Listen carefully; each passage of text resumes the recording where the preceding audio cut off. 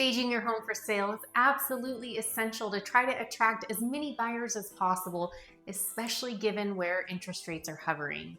Today, I want to share how to take your staging one step further. We need to think like a photographer and incorporate some very easy pro tips to help showcase your home to the best of your ability. Let's make your marketing stand out, and we're starting now.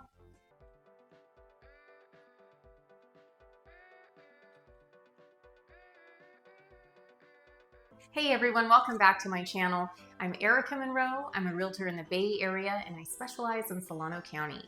We've talked a lot about how to physically stage your home. We have not discussed how to take it one step further and actually prepare for photography.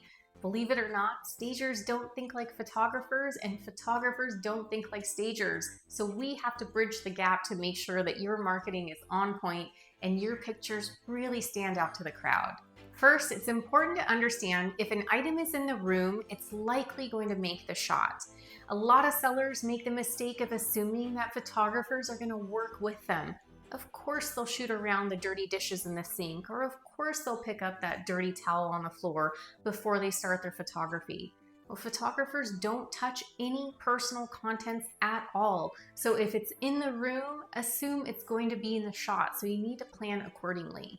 My first pro tip is to understand how photographers shoot a space. Did you know that they shoot from waist level? Their tripods are set at waist level because it gives a bigger breadth to the space, especially when they're using those wide lens angles. So when we're critically looking at our staging for final polished moments, we need to crouch down to waist level and walk the space, walk the entire perimeter, because remember, photographers shoot from a variety of different angles. Stagers will focus on the overall cohesive feel of a room and not necessarily looking critically from every angle. One common mistake I see are exposed mattresses or box springs, and that drives me crazy because it takes away from that polished look that you worked so hard to achieve. Stagers typically only provide top coverings, so a comforter, a duvet cover, and pillows to showcase the bed.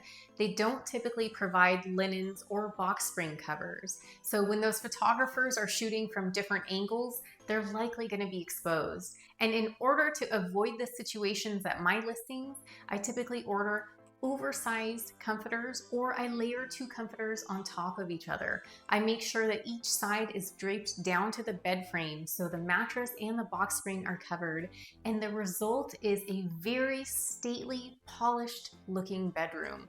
The bed is the largest piece of furniture in a bedroom. We have to use it as a tool to help showcase the space. If this is polished, it's not going to distract the buyer, it's only going to enhance the room. Pro tip number 2 is lighting, and I think you actually might be surprised by what I'm about to say. Most photography checklists will say absolutely turn on every single light in the house, and that way you're ready for photography. But I tend to disagree because a lot of central lighting actually casts some yellow hues, and that's not necessarily going to enhance your space. In California, we're lucky enough to have a lot of natural light pouring through many of our homes.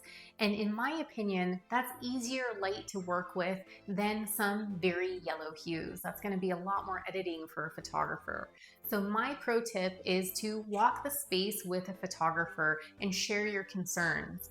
If a kitchen, for example, has gray cabinetry, if you have yellow lighting, that's going to appear to be more of a green color, and that may not be the aesthetic that you're trying to portray. I would walk around the space with a photographer, share your concerns, have them decide whether it makes sense to turn on or off the light. So you have that peace of mind that the room is set up and showcased for it to photograph beautifully. You also want to make sure that you don't have any burned out or missing light bulbs. And when you go to replace them, make sure they're the same color, that they're the same wattage, that they're uniform with all the lights surrounding it. There's nothing worse than multicolored lights on a vanity or a chandelier. It just paints the picture to the buyer that you just don't care enough. And you'd be surprised by how those optics carry over to other components of how buyers feel about you and your property and how you've cared for it.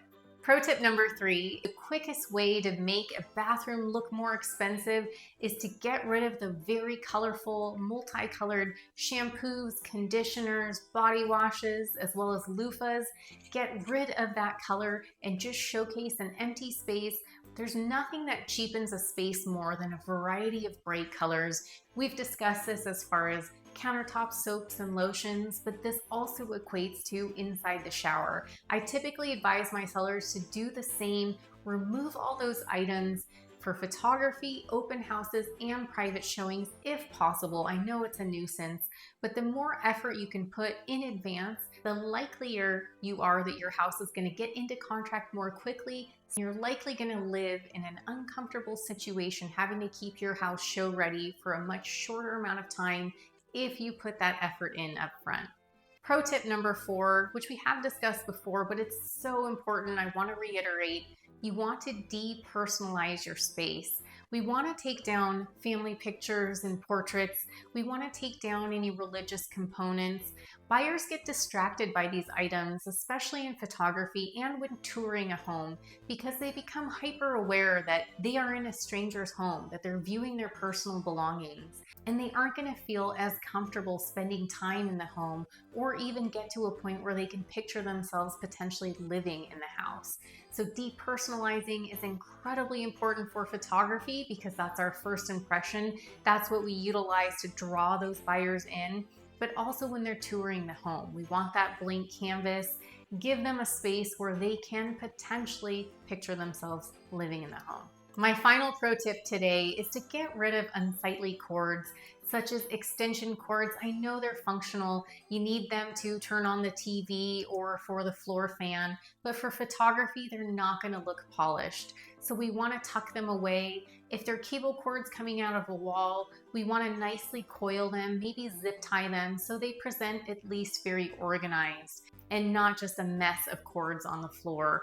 These little details make all the difference in how your home is showcased. I know it can be uncomfortable to live in a staged or show-ready house, but the more effort you put in up front, the more likely you're going to get into contract more quickly and resume living like you normally would. Thanks so much for watching. If you need additional tips or things to consider as a seller, check out my video above or reach out to me at monroe.erica@gmail.com.